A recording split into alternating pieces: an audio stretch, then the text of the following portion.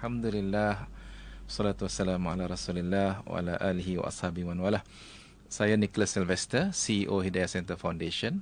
Dan pada petang ni sebab nak memperkenalkan beberapa aktiviti yang kita adakan di bulan Syawal ini juga, saya sebagai pengurusi kepada Gabungan Dakwah Malaysia dan pengurusi kepada Pertubuhan Kadazan Dusun Murud Muslim se-Malaysia yang juga disingkatkan sebagai Memogun Muslim daripada Sabah. Mungkin itulah untuk pengenalan ringkas. Kalau ada yang pernah ikuti sebelum ni bersama dengan Tuan Haji, sebenarnya Tuan Haji pun mengalami proses penghijrahan juga, Tuan Haji. Betul. Sedikit Tuan Haji. Memeluk agama Islam tahun 34 tahun dahulu, lama di Amerika Syarikat. Masa itu saya belajar di sana, di universiti di sana, dan dapat hidayah di sana. Alhamdulillah. Allah. Dan hari ini membawakan sendiri orang kata dari sudut macam mana kita ini kembali kepada fitrah dan kenal kepada Allah Subhanahu Wa Taala, kan? Ya. Okey, baik. Bila sebut tentang syukur ni, Mona, kita syukur ni macam-macam cara kita buat, kan Mona, kan? Tapi bila tibanya Syawal ni, Tuan Haji mungkin boleh kongsikan apa yang seharusnya kita zahirkan syukur dalam bulan Syawal ni. Khususnya kita nak cerita Syawal ni kepada saudara baharu kita. Lagilah mereka rasa Syawal ni merayakan dengan fitrahnya ni. Alhamdulillah. Saya bersyukur pada Allah SWT dan terima kasih kepada IKIM menjemput saya datang pada petang ini untuk kita berkongsi. Terlalu banyak benda yang kita perlu bersyukur padanya. Wa in ta'uddu ni'matallahi la tuhsuha. Innallaha laghafurur rahim.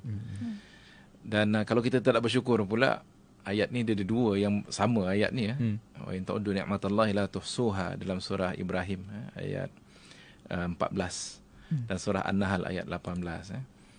Dalam ayat yang kedua tu, wa in ta'uddu ni'matallahi la tuhsuha innal insana ladzalumun kafar. Jadi dia dua perkara mengenai dengan syukur ni. Kalau kita bersyukur, Allah itu kita akan dapati dia Ghafurur Rahim. Tapi kalau kita tidak pula bersyukur, kita ni termasuk pula golongan yang zalumun kafar. Jadi kita minta dijauhkan daripada itulah. Terlalu banyak perkara yang kita perlu bersyukur kepadanya. Pertamanya nikmat Islam yang kita dapat, kan. Alhamdulillah, di Hidayah Center ni sampai setiap hari lah ada saja pengislaman, orang memeluk agama Islam. Tadi pagi pun ada daripada Australia datang dan memeluk agama Islam Hidayah Center. Dan di bulan Ramadan baru ni terlalu ramai yang kita raikan yang baru kali pertama mereka berpuasa. Semasa iftar perdana yang kita wara-warakan itu. Alhamdulillah. Ramai yang memeluk agama Islam berpuasa kali pertamanya, menikmati Islam yang sebagai agama mereka. Dan bagi yang sudah lama beragama Islam, lagilah patut bersyukur kerana mungkin di situ sudah meningkat kepada tahap iman. Betul. Dan iman itu satu lagi tahap yang tinggi, kan, yang mana memang Allah SWT menjanjikan orang beriman ni, innal ladzina amanu wa amilus solihat kanat lahum jannatul firdausi nuzula. Orang yang beriman itu memang telah pun Allah janjikan dia dalam syurga, kan. Jadi lagilah perlu bersyukur, mensyukuri nikmat iman itu. Apatah lagi kalau kita termasuk di kalangan mereka yang berjuang di jalan Allah SWT. Dan saya sangat berterima kasih kepada para pendengar IKIM di antaranya dan ramai yang telah bersama dengan kita pada bulan Ramadan baru ini, menyumbang untuk meraihkan saudara-saudara baru, dan ramai sebenarnya yang telah saudara saya darjat lebih tinggi lagi, bukan hanya mereka beriman berislam dan beriman, tetapi mereka juga beramal, dengan amal soleh, dan mereka berjuang bersama-sama dengan kita. Jadi mungkin kesyukuran kita ini kesyukuran kepada satu bulan yang Allah SWT telah berikan kepada kita, bulan tarbiyah, yang mana akhirnya menghasilkan sebenarnya manusia yang bertakwa, kan? Jadi ketakwaan itu yang sepatutnya kita syukuri. Bagaimana untuk kita mensyukuri takwa itu? Itulah persoalannya pada bulan Syawal ini, kan. Jangan pula kita dah bertakwa, tengok-tengok bulan Syawal dia hilang takwa semua. Sedangkan itulah tujuan bulan Ramadan, kan. Betul. Jadi alhamdulillah kita di bulan Ramadan kita ditarbiyah untuk kita beramal soleh. Beramal soleh, kita berpuasa sepanjang bulan. Jadi bulan Syawal ni Nabi kata 6 hari je. Sambung, kan.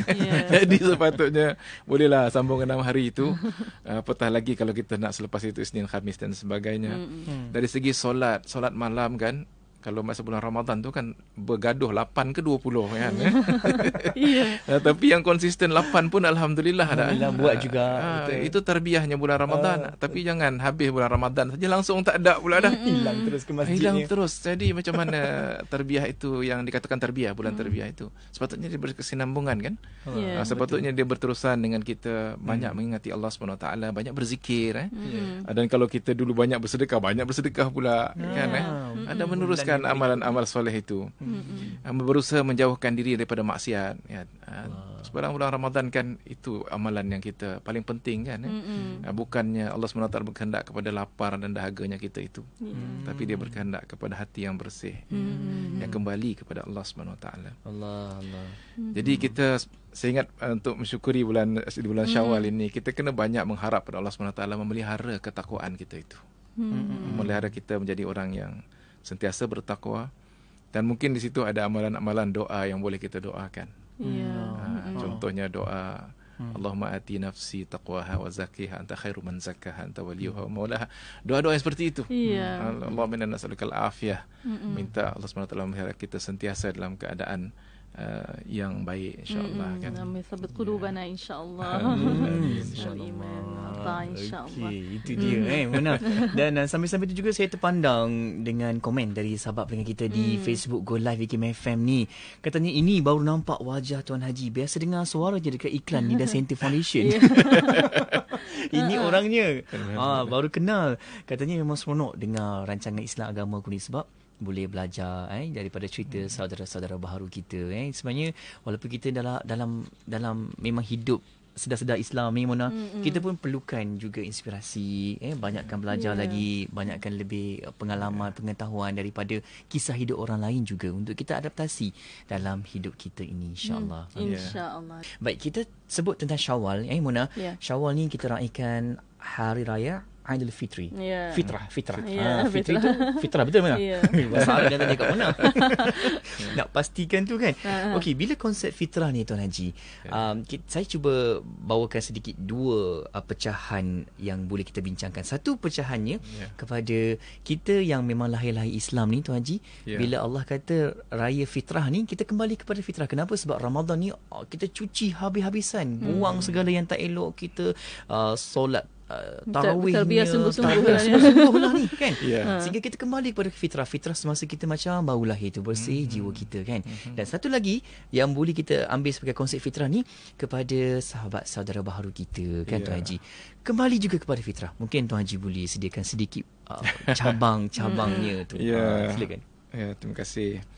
Saya ingat memang orang yang kembali kepada Islam ni memang dia kembali kepada fitrah. Sebab itu dalam bahasa Inggeris pun kita tak panggil orang yang masuk Islam ni convert, kita panggil dia revert. Dia kembali kepada dirinya yang asal. Because conversion ini satu conception yang berbeza daripada kefahaman kita. Hatta sekarang ni yang timbul isu pasal dakwah ni kan, dakwah orang asli. Baru ini timbul isu kenapa nak dakwah pada kami kan? Ketakutan itu ditimbulkan oleh pihak yang berfahaman bahawa bila seorang itu menukar agamanya kepada agama yang lain, itu adalah proses conversion. Iaitu dia bertukar daripada satu yang dianya kepada yang lain. Dan mungkin di situ ada elemen paksaan kadang-kadang.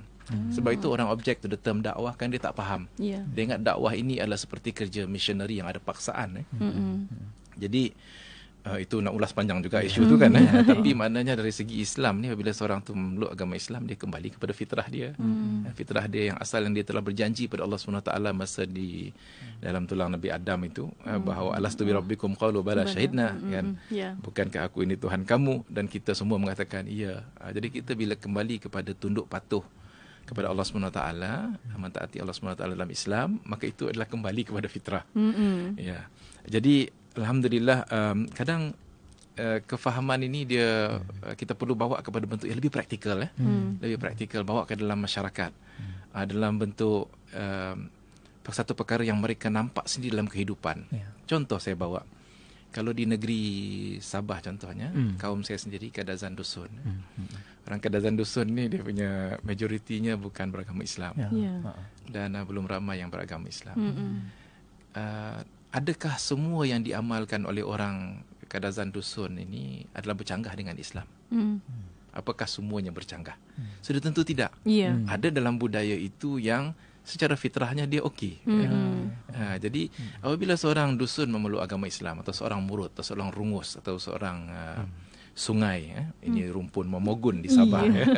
Apabila mereka memeluk agama Islam, apakah mereka membuang budaya mereka 100%. 100%, Ya. ataupun adakah mereka masuk Melayu pula 100%, membuang budaya mereka? Ya. Ada implikasi pada pernyataan tersebut. Bila kita kata orang tu masuk Islam dan dia masuk Melayu, maksudnya dia membuang budaya dia. Masuk Dia Melayu. membuang bukan hanya budaya dia, tapi Ya. keturunan dia. Ya Allah. Bahkan ada orang faham apabila kita bercakap bahasa dusun dalam masjid, dia kata kenapa bercakap bahasa ni? Ini bahasa kafir. Lain tu. Dah lain tu. Jadi apa masalahnya dengan bahasa? Kan sedangkan bahasa itu medium komunikasi, yang mana sekarang ini kita terbalikkan konsep ini, kita kata sebenarnya bahasa itu tidak ada masalah. Dan bukan hanya bahasa dusun itu adalah bahasa yang biasa dituturi oleh manusia. Kita boleh terjemahkan Al-Quran dalam bahasa dusun. Sedang diusahakan sekarang. Doakan insya-Allah dalam masa 2 tahun ini. Tahun ini dan tahun hadapan sedang kita usaha. Ada pasukannya. Ya. Pasukannya Semoga dipermudahkan. yang sedang menerjemahkan Al-Quran dalam bahasa Masya dusun. Allah. Alhamdulillah. Dan begitu juga dengan sambutan seperti perayaan macam Chinese New Year, ya. Kita dah biasa kan sambutan tahun baru Cina itu disambut secara versi Islaminya, bersepatu syariahnya. Ya. Jadi sekarang kita sambutan pesta menuai Tadau Keamatan di Sabah itu, kita sambut secara patuh syariah. Ya, kita kembalikan sambutan itu kepada fitrahnya. Fitrahnya ialah patuh syariah. Kan? Ini memerlukan satu pandangan yang jauh, usaha yang bersungguh-sungguh, ya, sokongan daripada masyarakat, dan sudah tentunya pengiktirafan daripada institusi kemuftian. Dan kita telah melakukan semua yang kita mampu, dan saya ingat sambutan kita yang pertama sekali pun Datuk Mufti kita yang rasmikan. Saya bersama Datuk Mufti Negeri Sabah, dia merasmikan. Dan sambutan tahun lepas pun beliau hadir merasmikan, bersama dengan dalam majlis perasmian. Dan dari segi institusi kerajaan negeri pun bersama dengan kita. Tahun ini kita sedang usahakan untuk menjemput Ketua Menteri. Tahun lepas Menteri Agama yang merasmikan. Jadi ini satu sambutan sebenarnya yang kita berjaya untuk menjadikannya kembali kepada fitrah. Secara budaya itu dikembalikan kepada fitrah. Dan kita mengharapkan sebenarnya kefahaman daripada orang ramai bahawa ini satu perkara yang besar yang kita usahakan, kerana semakin besar. Kalau dulu kita buat sambutan tahun lepas hanya 11 tempat, tahun ini kita sampai 22 tempat, insya-Allah, dan satu peringkat negeri. Jadi satu usaha yang mau tidak mau dia akan berterusan. Orang-orang yang mahu kembali kepada fitrah, yang sudah pun kembali kepada fitrah, mahu untuk semua aspek kehidupannya kembali kepada fitrah, dengan dia tidak perlu jadi Melayu atau jadi Arab. Itulah kalau kata masuk Islam tu mestilah cakap bahasa Arab. Kenapa nak cakap Melayu atau budaya Melayu? Kenapa tak budaya Arab? Jadi ada hikmahnya lah, orang Melayu ni dia tak jadi Arab. Jadi orang Melayu pun saya harapkan boleh bersama-sama dengan kita, tidak mengharapkan orang Momogun, yang kadang-kadang dusun semua ni jadi Melayu pula. Kan? Kita kena faham bahawa ini adalah Islam itu untuk semua. Dan Islam itu boleh menerima banyak perkara yang bersifat kebudayaan yang tidak bercanggah dengan syarak. InsyaAllah. Kita tengok bersamaan itu. Betul, menang. Itu orang kata kefahaman yang perlu kita tahu, sebab Islam ni untuk semua. Islam ni agama yang betul-betul fitrahnya di situ, dan adanya segala panduan di situ. Mona, kalau kita lihat di negara China contohnya, kan, kita pun sedia maklum, dikhabarkan warga Islam yang berbangsa Cina di sana lebih ramai daripada rakyat kita di Malaysia ni. Tapi adakah mereka masih lagi menggunakan nama Melayu ke? Tak ada pun, kan. Namanya pun macam nama orang Melayu, nama orang ni kekal, nama mereka pun kekal namanya. Maksudnya baik, kan. Itu yang perlu kita lihat. Dan dari sudut satu lagi, Tuan Haji, kalau kita lihat dari sudut fitrah ni, ramai orang takut tersalah pandang tentang isu paksaan. Ada orang kata, adakah hari ini orang pergi ke arah Islam dari sudut kena terpaksa ke? Dan ada orang bukan Islam yang tertarik disebabkan fitrah. Sebab fitrah orang Islam yang asalnya adabnya cantik, dia punya diri dia pandai jaga diri, dia punya keturunan yang baik, kan. Dia punya sifat dia, sikap dia mengikutnya apa yang dituntut dalam agama Islam, Tuan Haji. Dia agama Islam ni dia sebenarnya membawa kepada kesempurnaan kehidupan sebagai seorang insan, sebab dia daripada Allah SWT panduan itu. Ya.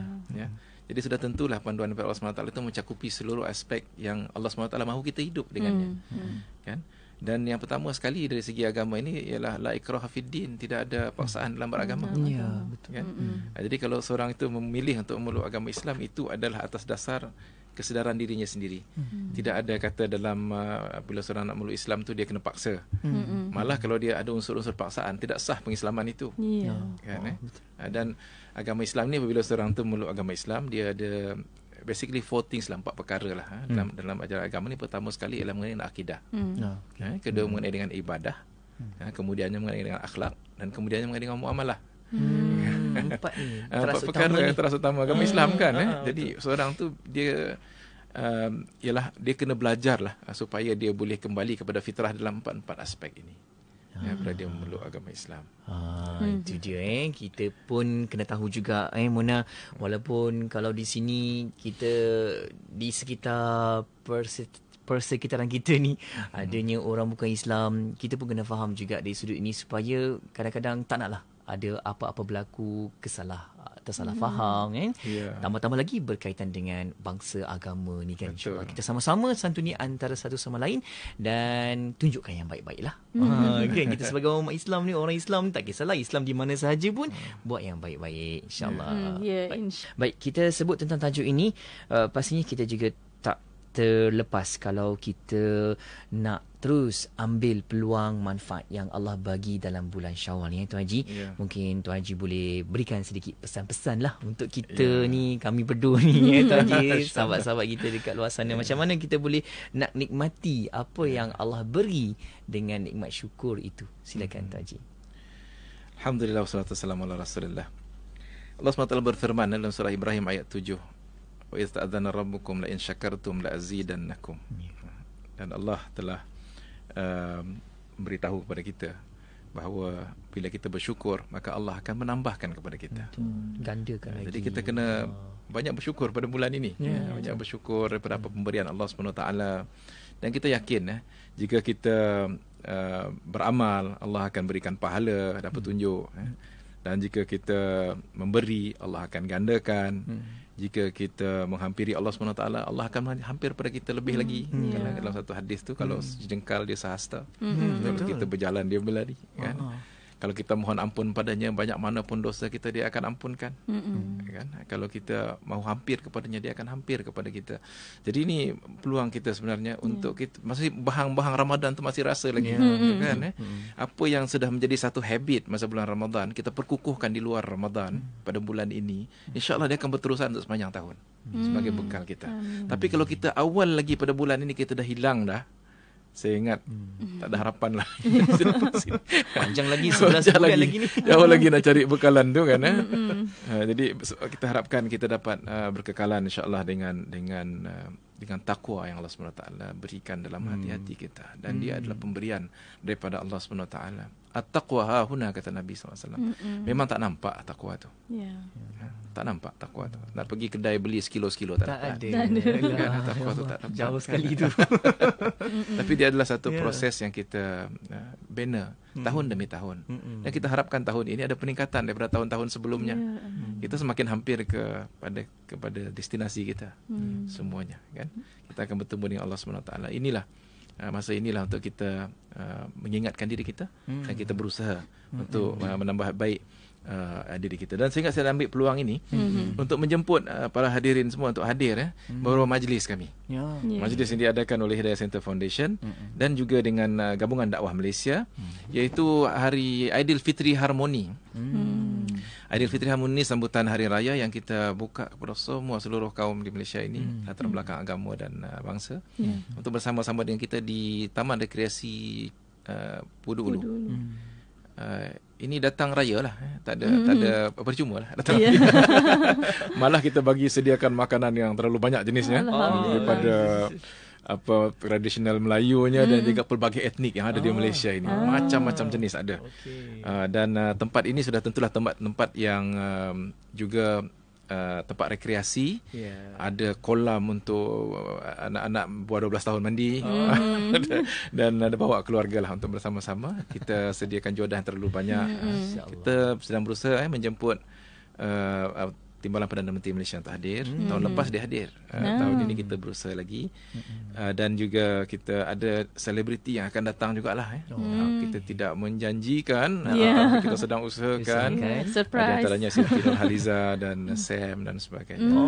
Dari pukul berapa tu Tuan Haji? Bermula daripada pukul 10 pagi hingga 2 petang 29 Jun hari Sabtu ini. Kita alu-alukan untuk semua para hadirin datang. Dan di negeri Sabah pula kita akan mengadakan sambutan Aidilfitri, tadau keamatan sekali pada 21 hari bulan Julai, bertempat di Masjid Bandaraya. Ini sambutan kebudayaan yang disebutkan tadi. Dan akan datang daripada Semenanjung ni, ada kontingen yang akan datang daripada daerah-daerah, ada 20 lebih yang akan datang. Dan ini satu yang besar, sejarah, cerita sejarah sebenarnya dari segi tadau keamatan yang patuh syariah ini kali pertamanya diadakan. Dan insya-Allah akan ada ucap utama daripada Sahibus Samah Datuk Mufti. Perasmian kita sedang usahakan Ketua Menteri Sabah dan juga Menteri di Jabatan Perdana Menteri Datuk Seri Mujahid Yusof Rawal untuk hadir bersama. Insya-Allah. Itu pada 21 hari bulan Julai di Masjid Bandaraya di Sabah, Kota Kinabalu, Sabah. InsyaAllah kita doakan Mona. Semoga program-program yang baik-baik macam ni, insyaAllah semoga berjaya dilaksanakan, memberi kesan-kesan juga, menjentik hati-hati orang yang bersama dengan kita, untuk sama-sama kita berikan lagi konsep rahmatan lil alamin itu, rahmat sekalian alam. Itulah Islam yang indahnya. Baik, kita tinggal lebih kurang masa pun tak banyak dah ni Tuan Haji. Masa kecederaan je. Mungkin macam ni Tuan Haji, sedikit pesanan, kata-kata akhir, apa yang boleh disampaikan kepada semua masyarakat kita ni supaya kita sama-sama nak syukuri lagi, tak nak aja nak ke bulan lain pula lagi. Apa lagi yang Allah nak bagi kepada kita, sama-sama kita syukuri. Mungkin sedikit nasihat Tuan Haji. Takwa itu kita tidak nampak, tetapi dia akan terzahir dalam tingkah laku dan perbuatan kita. Orang yang bertakwa itu ada tanda-tandanya. Dan orang-orang yang bertakwa ini, mereka menjadi orang yang lebih baik lah sepatutnya daripada sebelumnya. Mereka sepatutnya menjadi orang yang lebih rahmah. Seperti Nabi SAW kan. Nabi SAW ini dalam surah Al-Anbiya ayat 107 itu Allah Ta'ala berfirman mengenai Nabi ini, wa ma arsalnaka illa rahmatan lil alamin. Dan tidaklah kami utuskan kau wahai Muhammad melainkan menjadi rahmat kepada seluruh alam. Jadi sepatutnya kita ini apabila kita bertakwa, kita menjadi rahmat lebih lagi kepada seluruh alam. Adanya kita di satu tempat itu berbeza dengan kita tidak ada di situ. Adanya orang Islam di satu tempat itu berbeza dengan tidak ada orang Islam di situ. Mereka merubah. Jadi macam mana pula orang yang meluk agama Islam itu dia boleh memutuskan silaturahim, memutuskan hubungan dengan ibu bapa? Kan itu contrary to the teachings of Islam, berbeza daripada apa yang diajar oleh Islam sebenarnya. Kerana dalam surah Luqman Allah SWT berfirman mengenai dengan hubungan dengan ibu bapa ini. Wa idh qala Luqman li ibnihi wa huwa ya'izuhu ya bunayya la tusyrik billah inna syirka la zulmun azim wa wasaynal insana biwalidayhi hamalathu ummuhu ala wahnin wa fisaluhu fi 'amain an ishkur li wa liwalidayk ilayyal masir wa in jahadaka 'ala an tusyrika bi ma laysa laka bihi 'ilmun fala tuti'huma wa sahibhuma fid dunya ma'rufa. Walaupun mereka memerangi kita atas dasar agama kita ni, nak suruh kita syirikkan Allah, kita tidak boleh syirik, tidak boleh patuh. Tetapi hendaklah bersahabat dengan mereka tetap juga dengan kebaikan di dunia ini. Demikian tidak boleh memutuskan silaturahim, menjadi orang yang lebih baiklah. Khairun nas man anfa'uhum linnas. Manusia yang terbaik itu ialah yang paling bermanfaat kepada manusia yang lain. Jadi sepatutnya begitu ketakwaan itu menjadi bekalan kepada kita untuk kita menjadi orang yang jauh lebih baik daripada sebelumnya. Berubah daripada sehari ke hari menuju kepada destinasi kita yang akhirnya. InsyaAllah. Subhanallah, itu dia Mona. Semoga kata-kata Tuan Haji Nicholas akan mengetuk pintu hati kita ni, buka lagi kan, supaya kita ini kenal dengan apa yang Tuan Haji pesankan tadi tentang takwa. Takwa itu tak nampak Mona. Tak tahu pun orang bertakwa ni macam mana kan. Tak boleh pergi beli kat kedai. Jadi kita kena amalkannya, kuatkan di hati kita. Seperti apa yang Tuan Haji kata tadi, jagalah akidah kita, jaga ibadah kita, jaga juga ukhuwah kita tu, insya-Allah. Dengan apa yang dikongsikan, insya-Allah moga memberi manfaat, dapat lagi kebaikan, tambah lagi ilmu baharu yang kita ada, insya-Allah, untuk kita guna pakai dalam kehidupan kita. Terima kasih banyak Tuan Haji. Terima kasih atas perkongsian pada petang ini. Alhamdulillah. Kita harapkan dapat jumpa lagi ni pada sesi pertemuan akan datang. Allah. Kalau ada rezeki kita jumpa lagi, insya-Allah. Rasa tak puas pula berbincang macam ni kan, Muna. Allah. Baik, terima kasih banyak Tuan Haji. Moga dapat jumpa lagi. Assalamualaikum. Waalaikumsalam warahmatullahi wabarakatuh.